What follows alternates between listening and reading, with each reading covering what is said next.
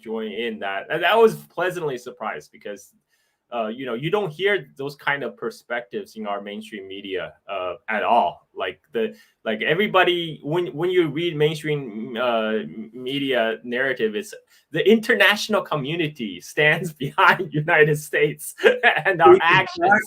Exactly. For everybody tuning in, as you guys can see, I have a very, very special guest. A gentleman that I feel very honored to be able to sit down with, especially with trying to work out the schedules.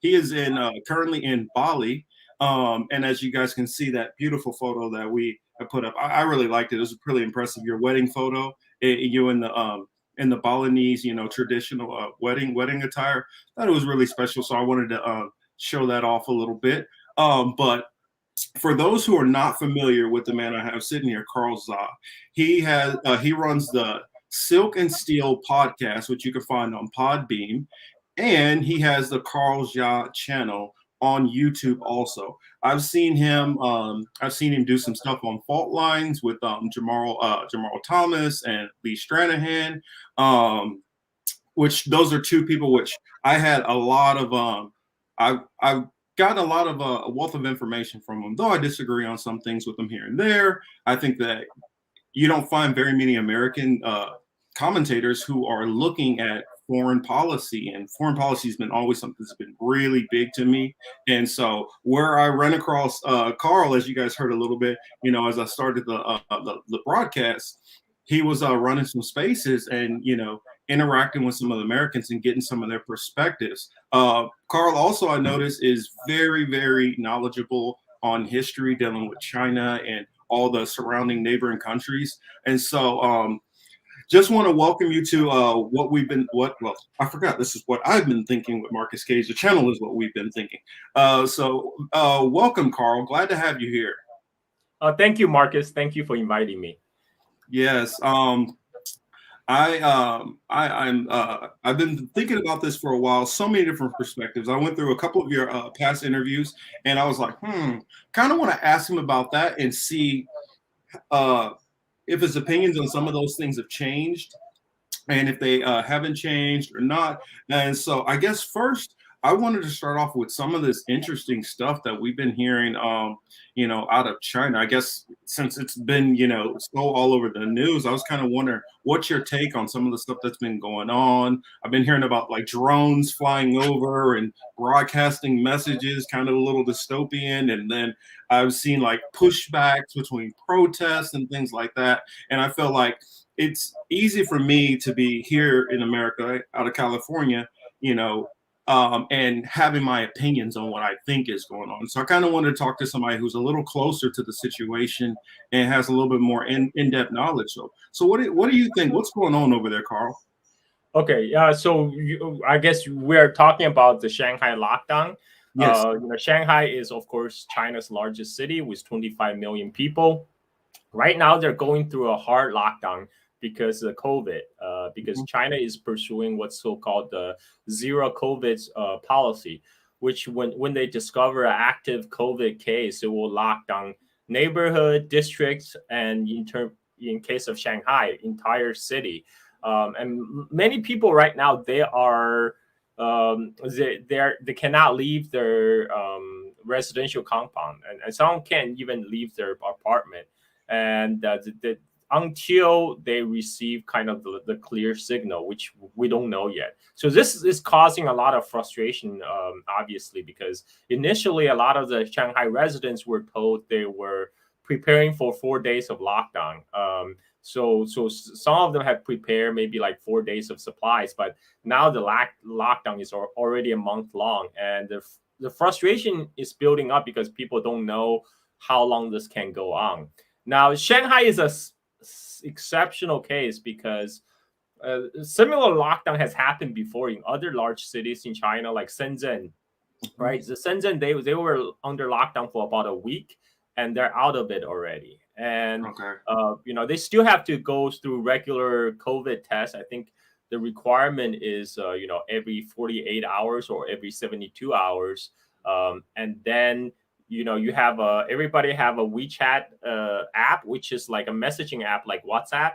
And Mm-hmm. on the WeChat app, you have like they have the QR code for your health code. If you receive your COVID test within 72 hours, you will show the QR code will show your health code is green. That allows you to travel, to go to supermarket, places like that.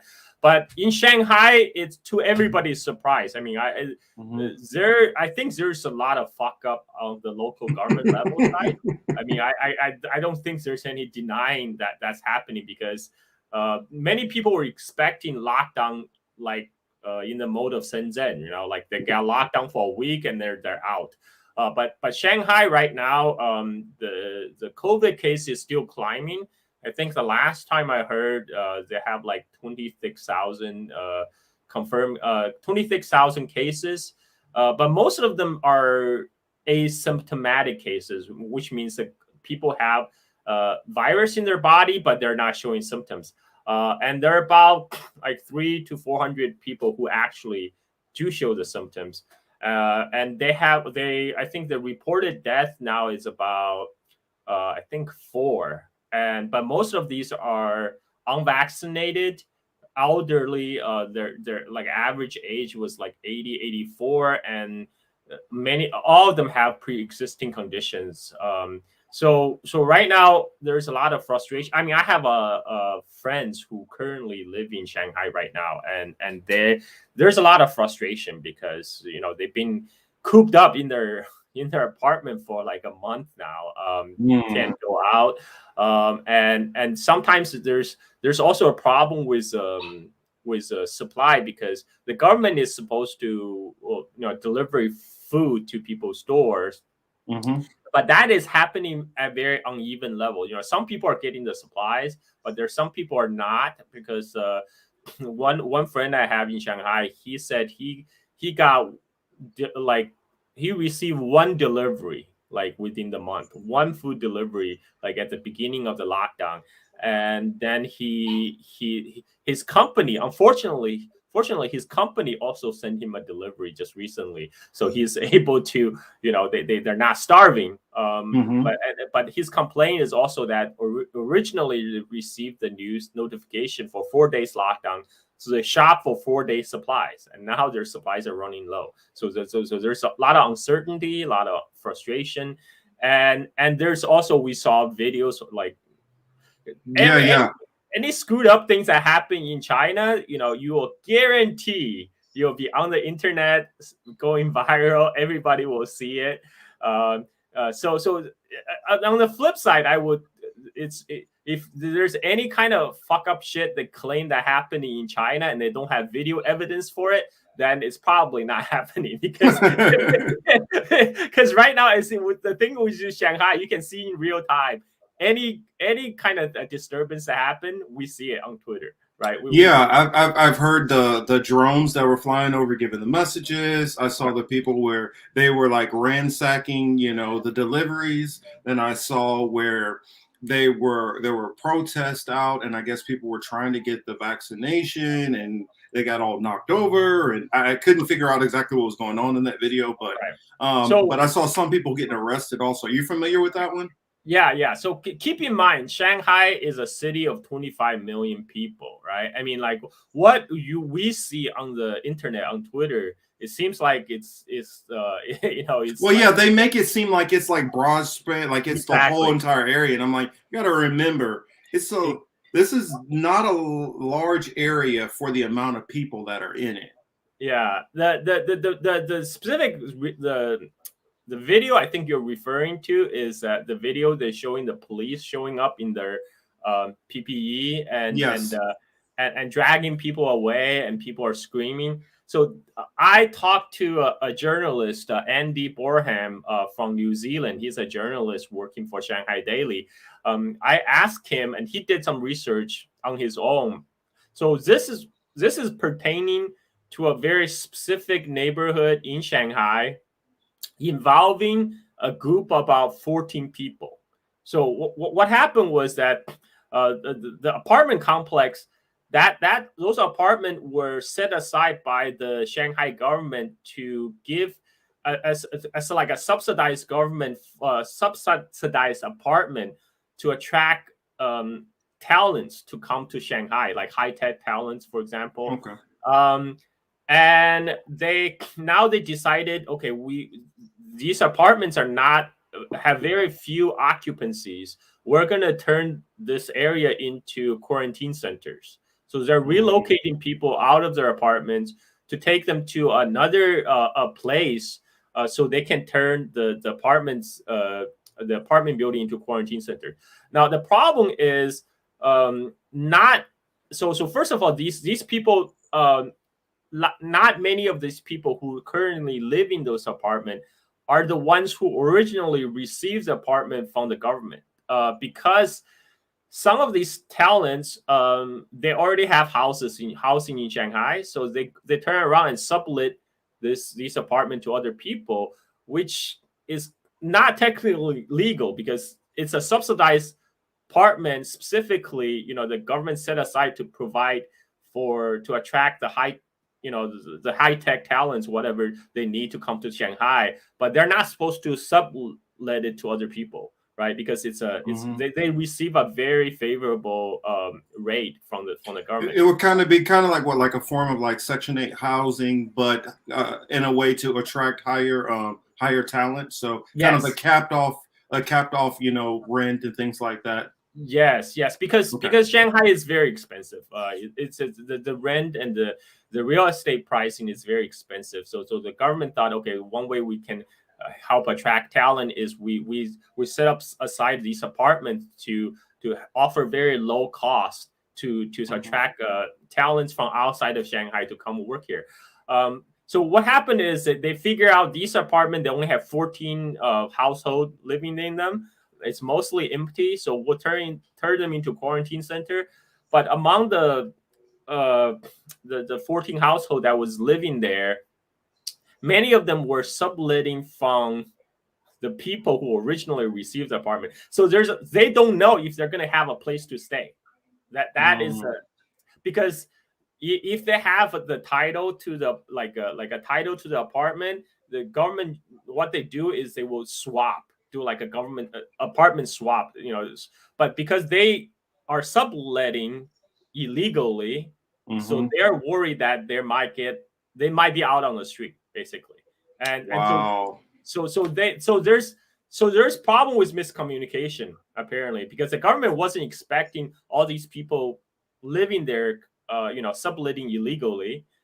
They just said, "Hey, we already have apartments set aside for you to trade. You just need to show your certificate, whatever. We'll take you to the other place." But these people are resisting because this is, they don't want to move out of their home because they don't know whether they're going to be provided with a apartment, because they originally they're in this apartment illegally. Now they don't know if they're going to get a Mm. place to live in the time of lockdown. So that's why this confrontation became very heated, because the people didn't want to go, and the police are under the orders to evacuate and turn the area into a quarantine zone. So that's what happened. It sounds a lot like the Israeli settlement issues that are going on almost. I had a quick question here. I noticed in the chat. I think I kind of know the answer to this, but I figure I'll ask anyway. I'll put it on the screen. Hamza Mir, good friend of mine, and shout out to everybody who's in the chat. He says, asked him, are doctors giving ivermectin for COVID treatment there? I don't think they I are, but I just I figured I I'd I ask. I'm not that I'm aware of, but I can ask my friends who live in Shanghai for confirmation. I doubt it, but because I don't live there, so I Yeah, can't. I hadn't heard anything about it either, but I don't also rule it out just in case. In some cases, it is going on, so I Exactly. just wanted to make sure to ask that. Um, now I guess I got my gist of my COVID questions out of the way, because it's Yep. a topic where just because it's been in the media a lot, I figured that I wanted to ask about it, but I I tend want to to. like to stay away. I I don't actually do a want. lot of coverage on COVID. I actually want to talk about that. You mentioned the drone going around making messages. So the one Hmm. I saw was this like robotic dog walking through the Mm. neighborhood, broadcasting messages, basically telling people from the apartment to come out and do COVID tests. You know, a lot of people are posting, commenting, say, "Oh, this is so dystopian." I like to put it into context.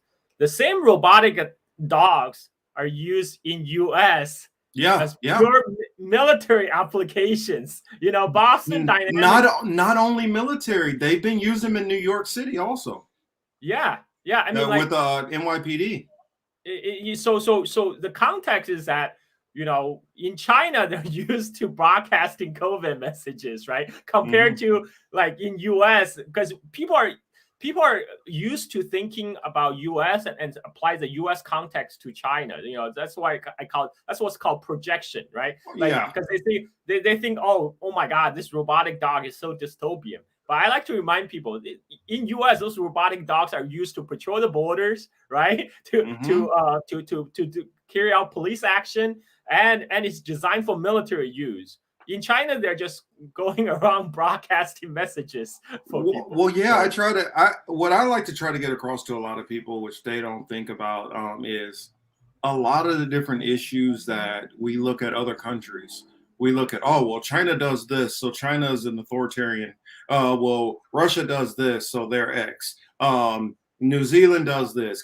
Whichever nation that they want to pick out, and they say, well, this nation is doing X, and it's like almost every one of these situations, I can find a parallel in the United States that's doing the exact same thing. I was wondering, you know, what's your thoughts on that statement? Yeah, no, that's exactly right. I mean, like, it's people. I think in a way we in the West are so used to all the fuck up things here, so we just give you US automatic pass. It's like, yes, we understand it's fucked up here.